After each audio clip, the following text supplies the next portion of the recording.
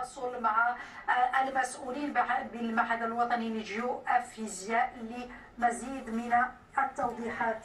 نحاول أيضا التواصل مع الزملاء بمدينة مراكش لأننا نتحدث عن هزة أرضية في إقليم الحوز في جماعة إيغيل. الزملاء يتواجدون في عين المكان، وفور توصلنا بالصور وبالمعلومات اليقينة سينضم إلينا الزملاء بإقليم بمدينة مراكش في هذا البث المباشر.